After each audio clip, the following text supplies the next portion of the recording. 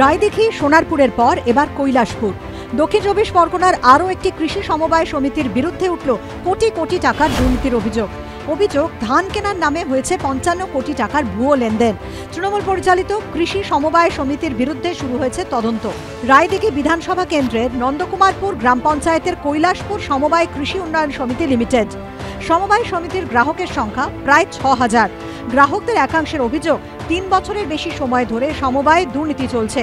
২০২২-২৩ অর্থবর্ষের audit report থেকে জানা যায়, সমিতির নাম ও প্যান কার্ড ব্যবহার করে ধান কেনাবেচা বাবদ প্রায় ৫৫ কোটি টাকা লেনদেন হয়েছে। সম্প্রতি আয়কর দফতর থেকে এই লেনদেনের ওপর ৫ কোটি কর মেটানোর চিঠি আসে সমিতিতে। তখনই বিষয়টি জানাজানি হয়। চাইছি এর সঠিক সমাধান চাইছি আমরা। যারা যারা এই দুর্নীতির মধ্যে যুক্ত রয়েছে তাদের কঠিন সাজা হোক এবং যে টাকা পয়সাগুলো তছরূপ করে নিয়েছে সে টাকাগুলো সঠিকভাবে আমাদের সমবায় সমিতি ফিরে আসুক, সমবায় সমিতি বাঁচুক। সম্প্রতি রাজ্য জুড়ে রেশন দুর্নীতি প্রকাশ্যে আসার পর ধান কেনাতেও দুর্নীতির অভিযোগ ওঠে। এই লেনদেনেও রেশন দুর্নীতি জড়িয়ে বলে অনুমান গ্রাহকদের। এমনকি মহিলা স্বনির্ভর গোষ্ঠীর জন্য বরাদ্দ অর্থ নয়-ছয় হয়েছে বলে অভিযোগ। এই দুর্নীতিতে তৃণমূল পরিচালিত সমবায় পরিচালন সমিতি জড়িত বলে সরাসরি অভিযোগ গ্রাহকদের। এই সংকটের জেরে জমানো টাকা তুলতে গিয়ে হয়রান হচ্ছেন গ্রাহকরা। 2022-23 পর্যন্ত এই সমিতির লস 1,39,00,000 সামথিং টাকা লস। সারের দোকানেও কেলেঙ্কারি হয়েছে, সার দোকান নেই, নীল হয়ে গেছে, সারের টাকা 9-6 হয়েছে। এখানে যে সম্পাদক তার নামে হচ্ছে 85,000 টাকা তার সারের বাকি। এখানে যেদিনকে এআরসিএস এর প্রতিনিধি সিডিপিও এখানে তদন্তে আসলেন, তারাই নিজেদের কি ভাবলো জানি না, নিজেদের প্রয়োজনে এই রিপোর্টটি বের করে দিল যে এই টাকা ধানের ব্যাপারে 54 কোটি সামথিং টাকা লেনদেন হয়েছে, যার ট্যাক্স হিসাবে সমিতিকে 5 কোটি টাকা ট্যাক্স দিতে হবে। ইতিমধ্যে রায়দিঘি থানা জেলা সমবায় আধিকারিকের কাছে অভিযোগ দায়ের করেছেন গ্রাহকরা। এ বিষয়ে সমবায় সমিতির সম্পাদক তৃণমূল নেতা রথিন মান্নাকে একাধিকবার ফোন করা হলেও তিনি ধরেননি। সমিতির সভাপতি তৃণমূল নেতা বিপুল মণ্ডলকে বাড়িতে পাওয়া যায়নি। না, আজকে বাড়িতে নেই।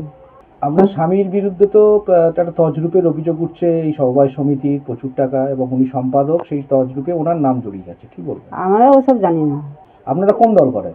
আমরা তৃণমূল করি। চলছে, এবারে এই ব্যাপারে আমার তেমন কোনো বক্তব্য থাকবে না। হচ্ছে এটা ডিপার্টমেন্ট এআরসিএস অফিস, এরা দেখছেন এ ব্যাপারে।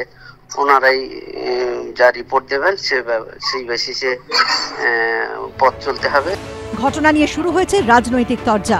সমবায় সমিতির 1.5 কোটি টাকা লসে চলছে দেখানো হচ্ছে, কিন্তু আশ্চর্যজনকভাবে ওদের একটা অফিস খুলে যে পৈলানে এবং কলকাতার হাজরার একটা ব্যাংকের ব্রাঞ্চে 55 কোটি টাকা সরিয়ে নেওয়া হয়েছে।